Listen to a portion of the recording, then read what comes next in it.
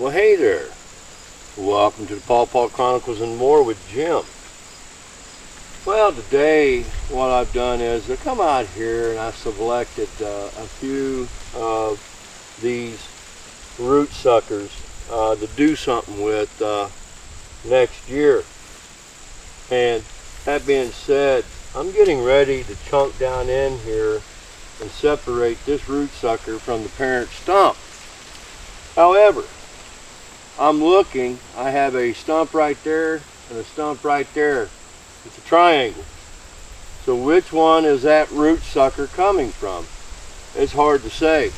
So I'm going to make a cut on each side. The lateral line going towards that stump and the lateral line going towards that stump.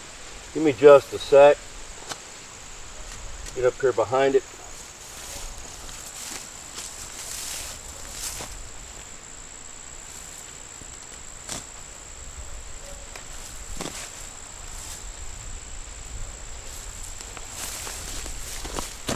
I'm going to give it a driving force. So I want that to go down deep. I don't know exactly where that root is. And I want to try and cut it loose from that stump.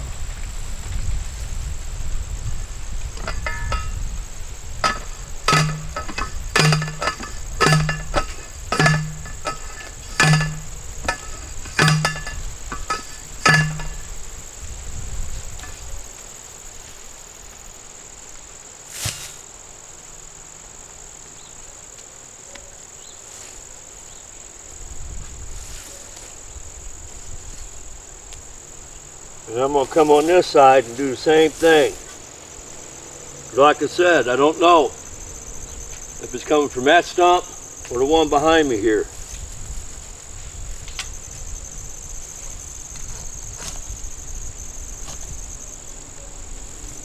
I think it's coming from that one. I just felt it.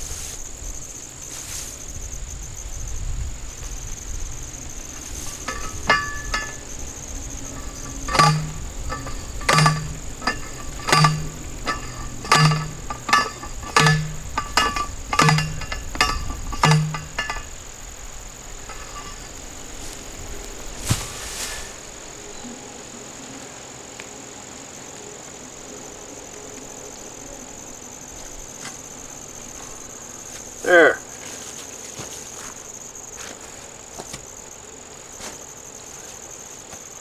I've got a number of them I'm going to be doing this with. And I'm going to share a concept with you about grafting. You know, whenever you graft onto a pawpaw, you don't want anything living from that stalk. You want everything from the graft below to not be there. You want the graft to live. This is a good candidate.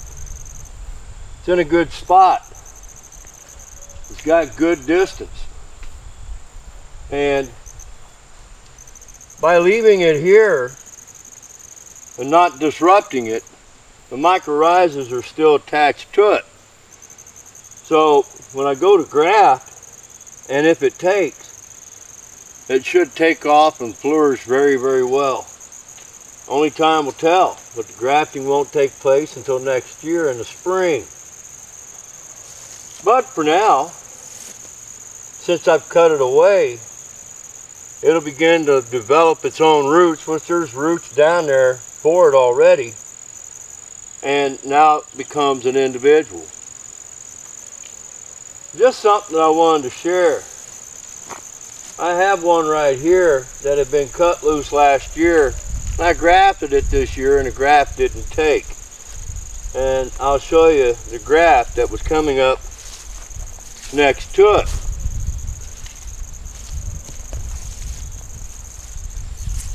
I have a lot of deer traffic through here, and a deer could have bumped across there and disrupted that graft. I don't know. That's the scion. You see I had growth coming from here. I could have just cut it down here further, but I had another fresh growth growing up alongside it, and I decided to go with the fresh growth because that's going to be in better shape than this right here. Well, like I said, you want to cut the trees loose, the root suckers loose from the parent stump, because if you don't, what ends up happening? If I didn't cut that loose and I grafted onto it, it's not just this that's the root stock, it's one of those two stumps is the root stock. And once again, you don't want the root stock to overcome your graft. So it's best to cut them loose and just leave them where they are if they're in a good location.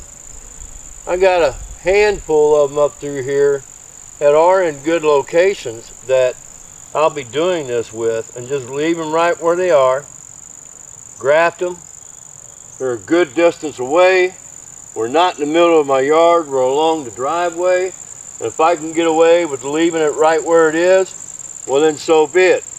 Once it's grafted and takes off, the tree will be marked. And when I cut that loose, the terminal growth is almost brown, and that's what you want. That's telling you that it's hardening off and it's ready to have this done to it. Well, I got some more down that way that I'm going to take care of. It's just something that I wanted to share with you. If you like what you see, subscribe. Any comments or questions that you may have, I welcome. Don't forget to click on that bell for any notifications. You all have a God bless day.